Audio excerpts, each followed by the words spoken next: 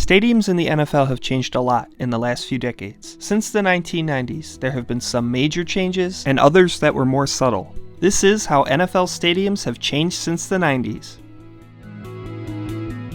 When you go to an NFL game today, one of the biggest differences in game day experience today versus the 90s is the video boards. Stadiums of the 90s used CRT emitting jumbotrons as opposed to the video boards that are LCD today. These CRT displays were much smaller and of lower quality than today, with LED displays being longer lasting, much larger, and of higher quality than ever, making watching in-game play, replay, and events better than ever.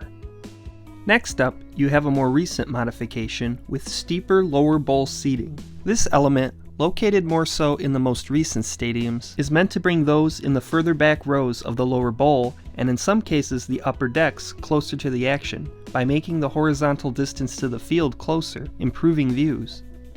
Dome stadiums have particularly seen changes with the use of retractable roofs. Though the technology existed in the 90s, it wasn't used in the NFL until 2002, with then Reliant Stadium. The dome stadiums that were being used in the 90s had inflated and fixed roofing, which would lead to darker and more arena-like environments.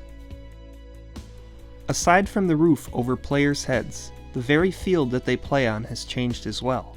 This has occurred with the shift from AstroTurf to Field Turf over the course of the 2000s. AstroTurf was the go-to artificial playing surface in the 90s.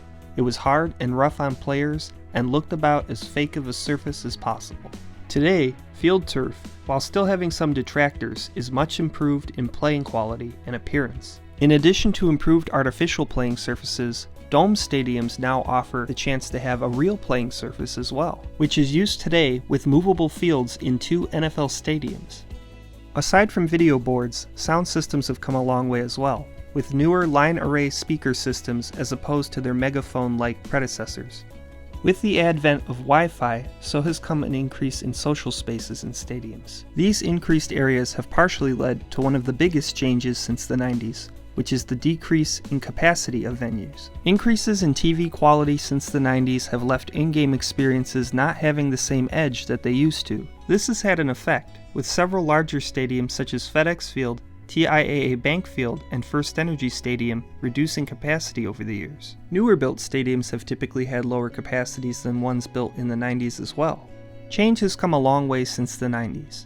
These changes have separated one era from another, and usually for the better. These tech changes have made game day more realistic, comfortable, and enjoyable than ever before, even if your interest isn't even into the game itself. Thank you for watching.